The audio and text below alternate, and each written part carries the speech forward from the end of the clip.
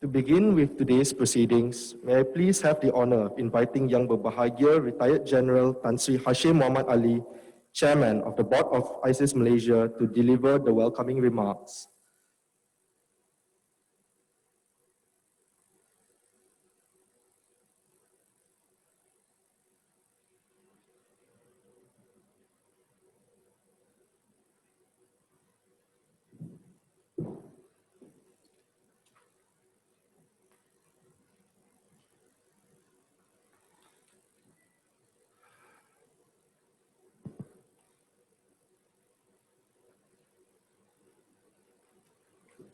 Excellencies, distinguished guests, ladies and gentlemen, Assalamu alaikum and Hangyo Hayushu.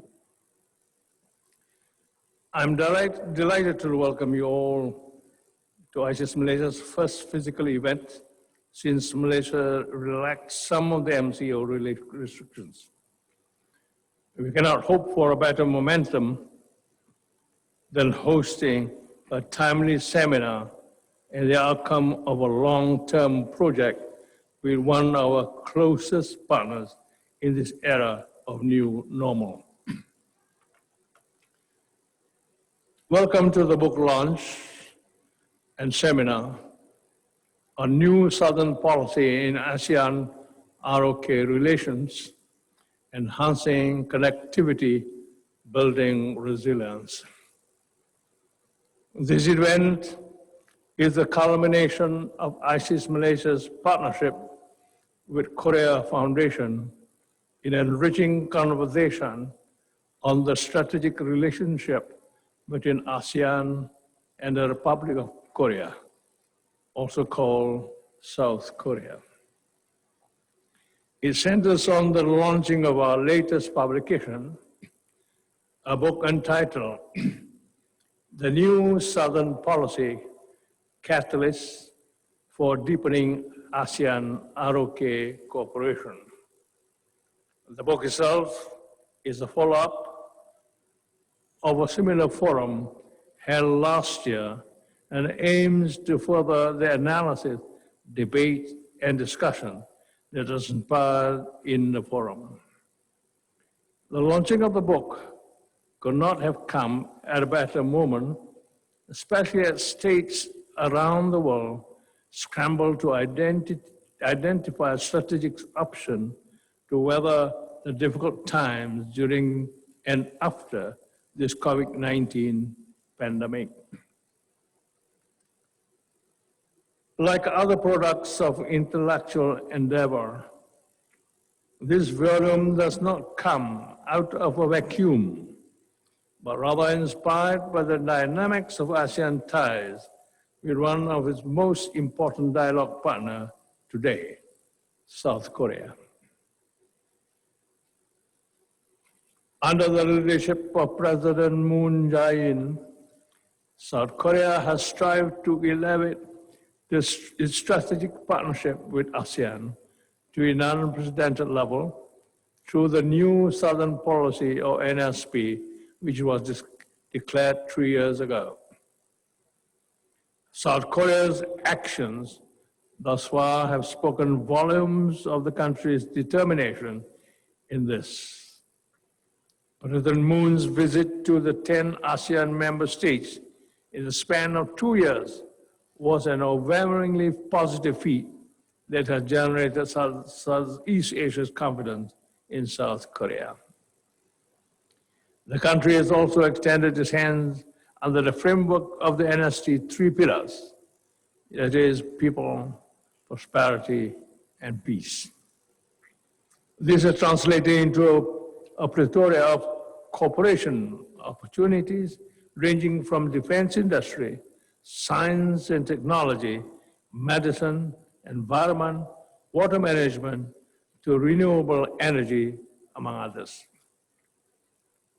The creation and empowerment of government agencies specializing in the relationship with ASEAN are further emphasis of the importance that South Korea ascribed to its engagement with ASEAN and Southeast Asia.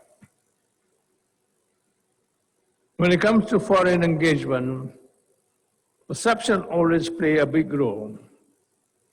In South Korea's case, this rule cannot be overstated. It has exemplified itself as a nation that has embarked on an almost quantum leap-like jump in the past few decades, breaking away from the image of an underdeveloped economy to become one of the most advanced nations in the world. Moreover, Southeast Asian countries are also more receptive towards South Korea, and thanks to the latter's lack of historical baggage as a colonial power in this region. The ubiquity of South Korean electronic gadgets, equipment, consumer products, and the Korean wave of Hallyu culture in our daily lives further underlines the openness of not only the government, but also the people of Southeast Asia towards South Korea. Nevertheless, it remains closely associated with one of the potential security flashpoints in the Asia-Pacific region due to its strained relations with its northern neighbor. In the past few years, we have seen some hopeful strides towards calibrating the tensions and introducing North Korea to the international community. The mixed signals that came out of Pyongyang in this year alone seem to suggest that more effort, strategy, and patience are needed to take this endeavor forward. Distinguished guests, ladies and gentlemen, I'm proud to announce that this book differs from other publications on the NSP and ASEAN-ROK relations because it features more Korea specialists in the region, especially those who are young and upcoming. We are extremely honored to have 15 contributors from across ASEAN and South Korea submitting their chapters for this publication despite the difficulties that we have faced this year. The launch of this book is accompanied by a seminar which will attempt to deliberate on some of the timely issues pertaining to the ASEAN-ROK relations. The first session this morning exclusively features several contributors who will emulate some of the conversation that take place in the book. The second session will look at the prospect of these special relations and future of the NSP after the pandemic subsides. Indeed, the hard work that everyone has poured into the book and in organizing this event is a testament of the importance they have placed on the ASEAN-ROK relations and the role of ASEAN in maintaining the peace, security, and prosperity of the East Asian region, regardless of a pandemic or not.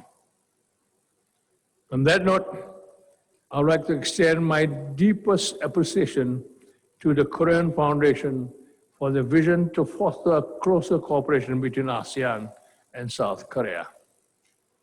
Through their trust in ISEAS Malaysia, together we have successfully created a strongly embedded node of network within ASEAN-ROK track to intellectual and policy exchanges.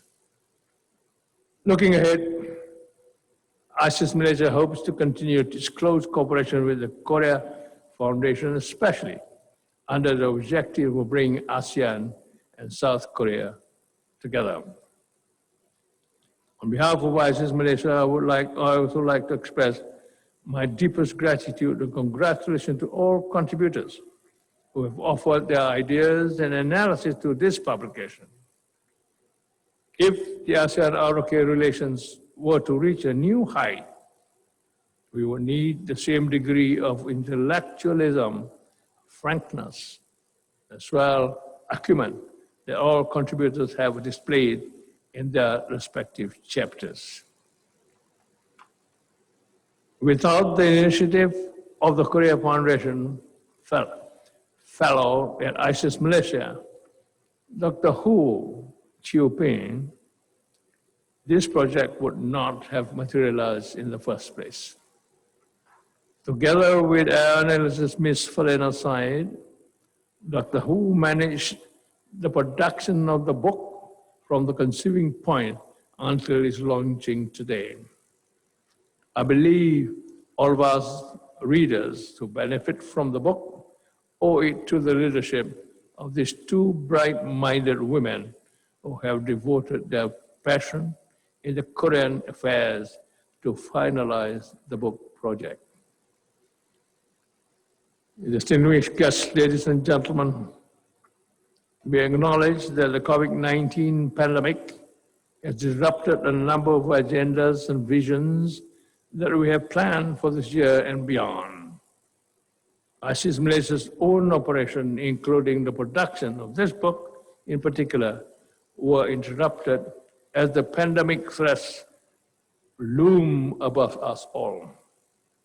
We are very fortunate that Malaysia has fared relatively better than others, and we should take this as our responsibility to contribute generously, smartly, unrelentingly in the fight against COVID-19 as long as the situation allows.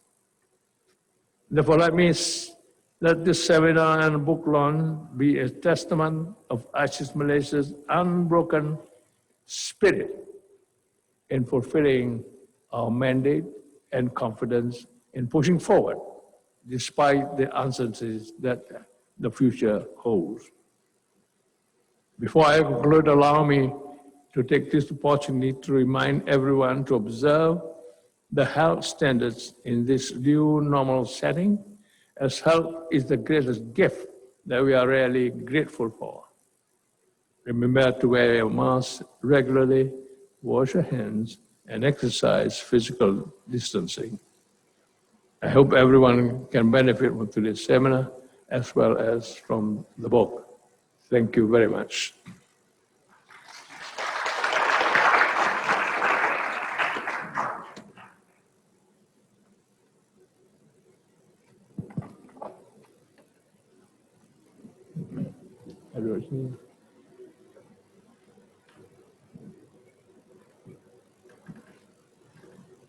Thank you, Yang Berbahagia Tan Sri, for the welcoming remarks. May I now please have the pleasure of inviting His Excellency Lee Chi Beom, Ambassador of the Republic of Korea to Malaysia, to deliver the opening remarks.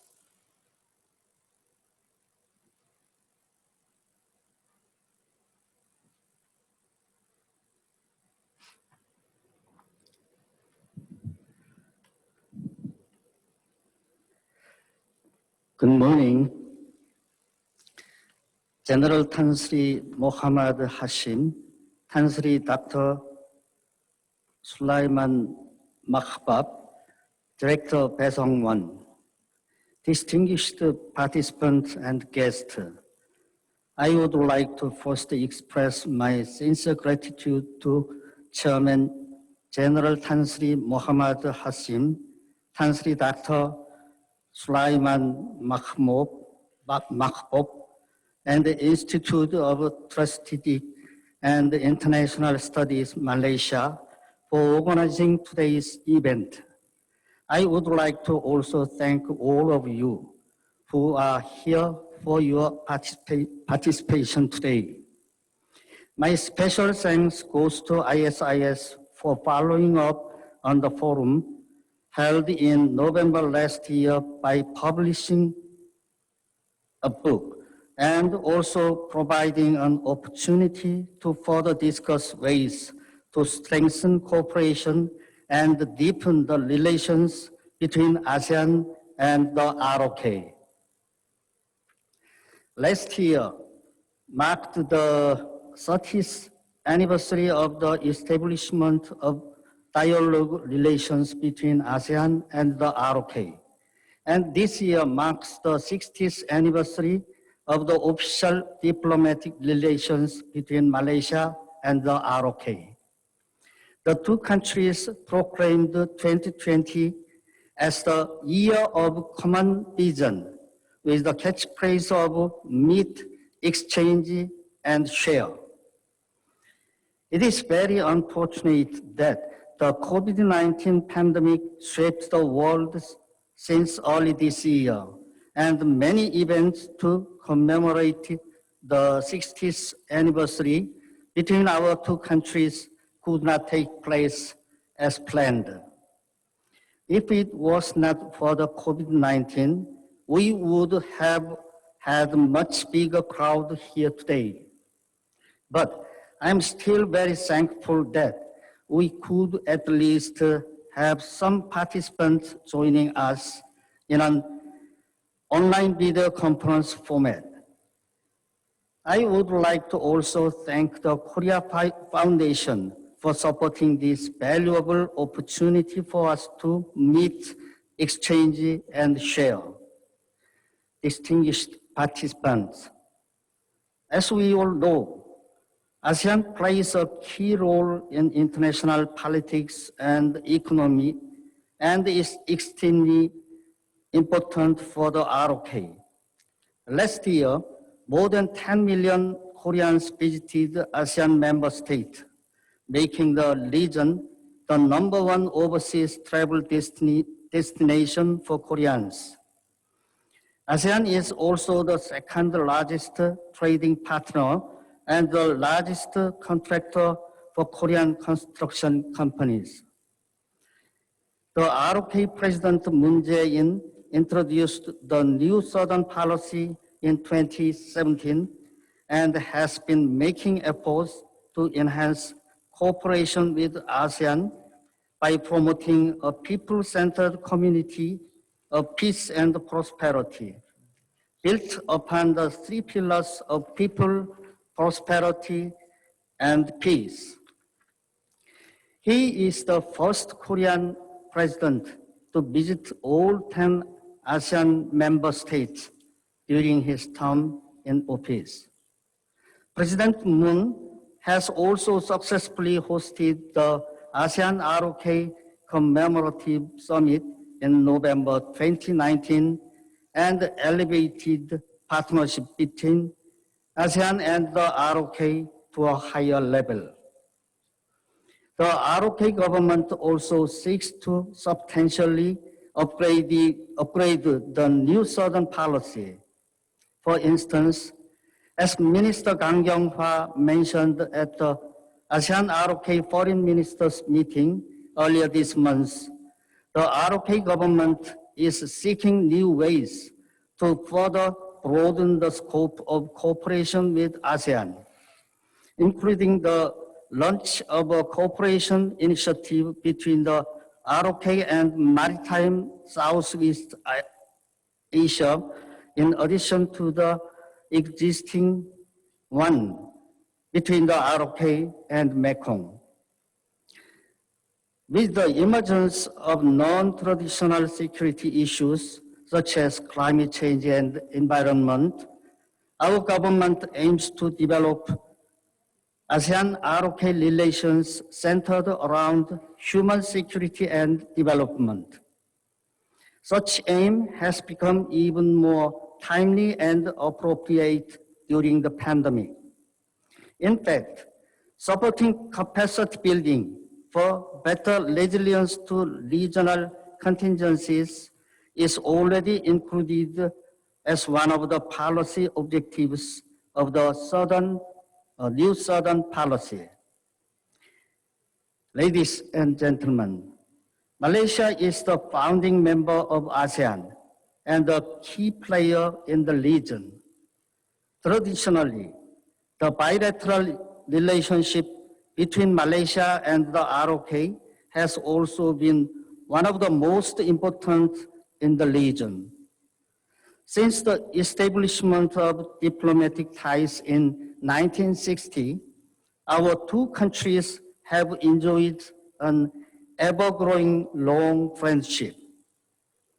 During the 60 years, the volume of our bilateral trade multiplied by 6,000, from less than $3 million in 1965 to over $18 billion in 2019, making Malaysia by itself the 10th largest trading partner for Korea. The number of visitors between the two countries have exceeded 1 million for the first time in 2019.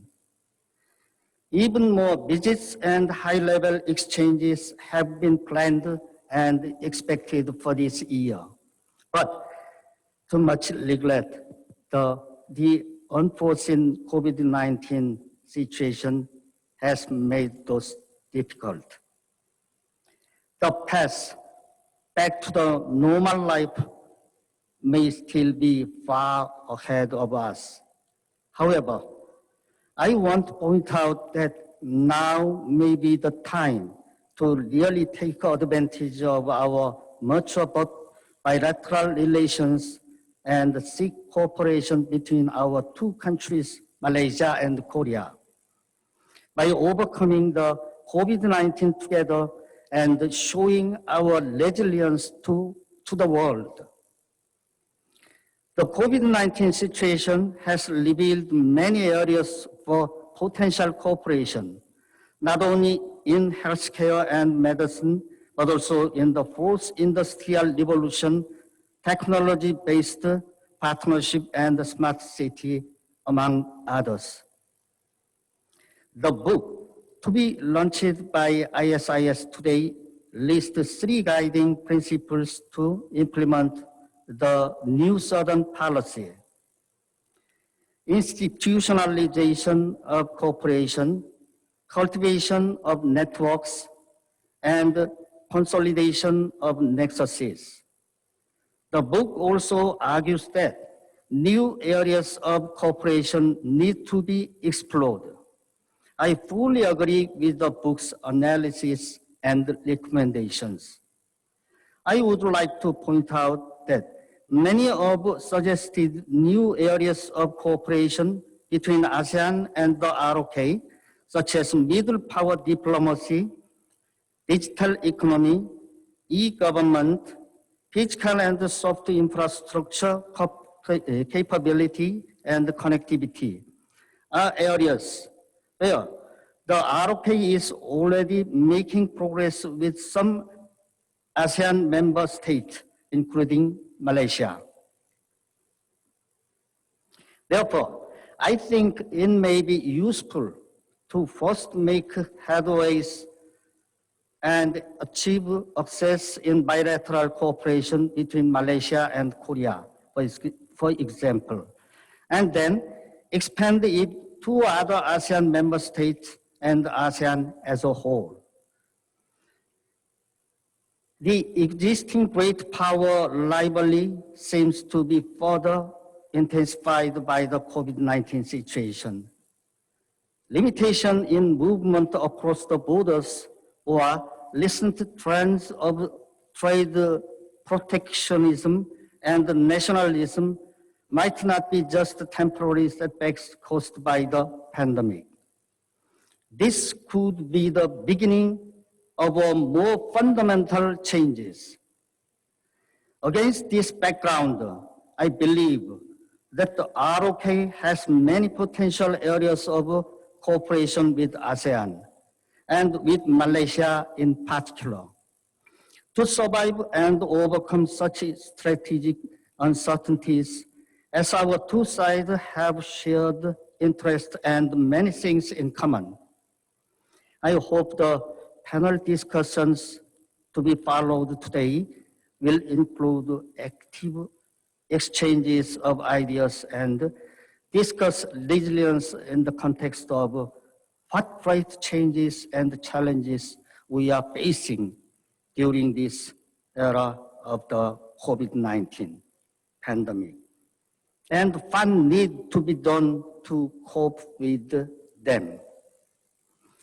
Distinguished participants, the ROK New Southern Policy is not a one-sided doctrine or principle, but an evolving process that need to be updated and upgraded together with ASEAN and the member of state.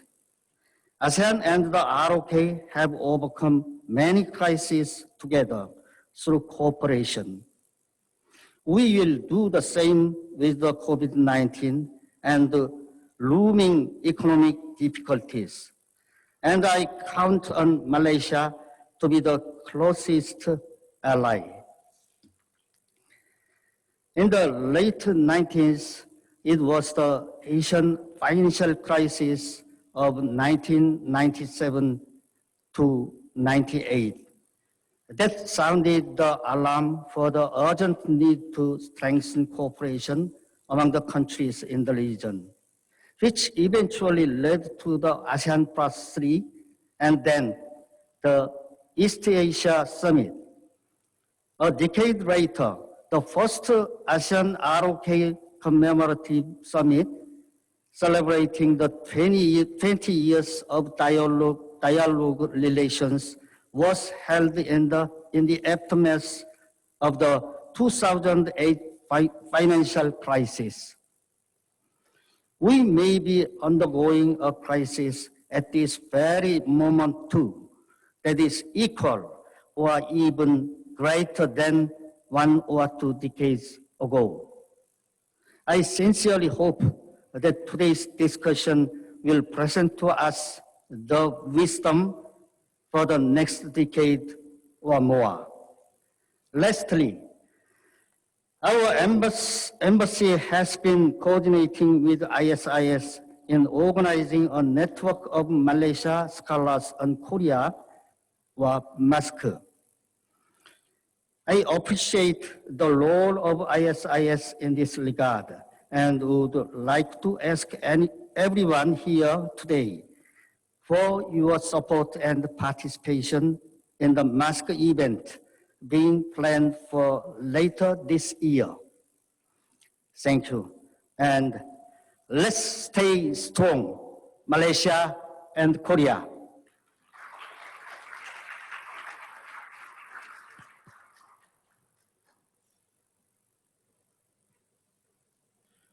Thank you, Excellency, for the opening remarks. Now, may I please have the honor of inviting Mr. Bae Sung-Won, Director of the Korea Foundation's Jakarta office, to deliver the congratulatory remarks via Zoom.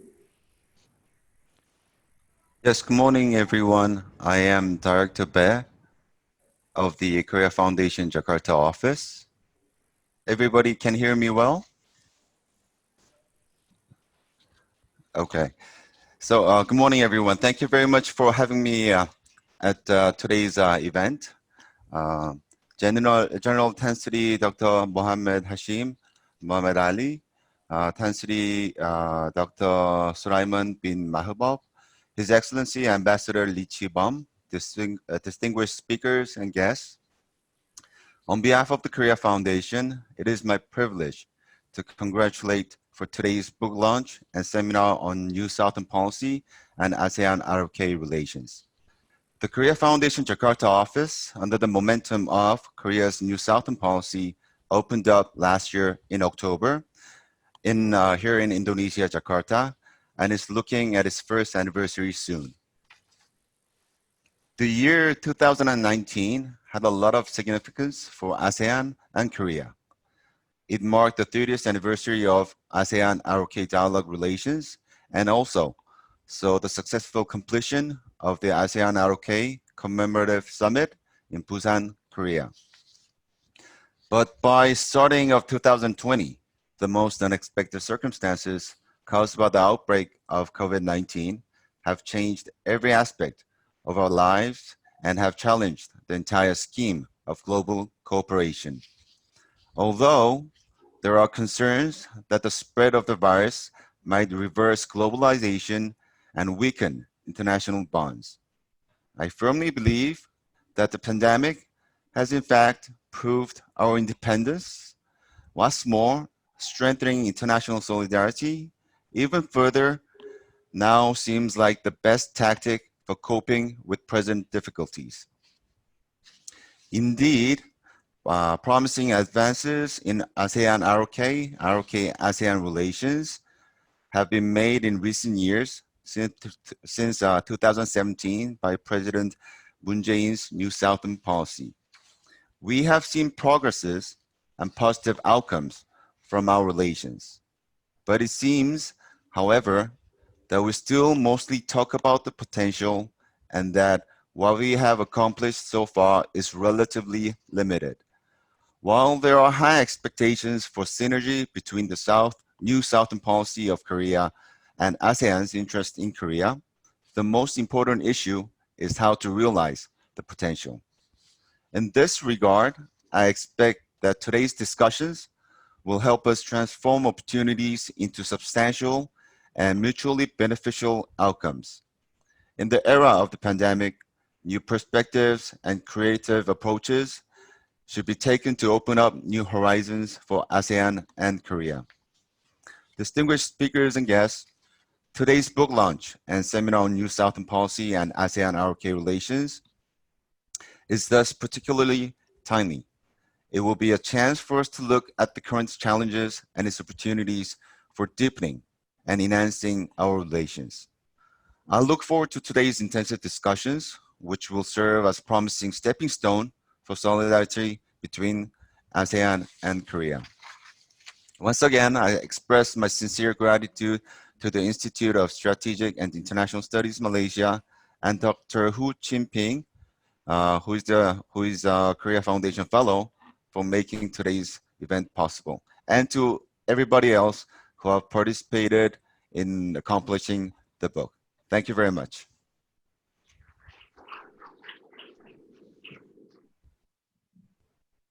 Thank you, Mr. Bae Sung-Won, for the congratulatory remarks.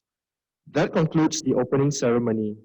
May I now please invite the guests of honor and distinguished role players for a group photograph at the foyer of Ballroom 2 and 3. Members of our conference services team will be at hand to guide you should you need assistance. For those not involved in the photography session, you may remain seated. The next session will begin at 11 a.m. Malaysia time. Thank you.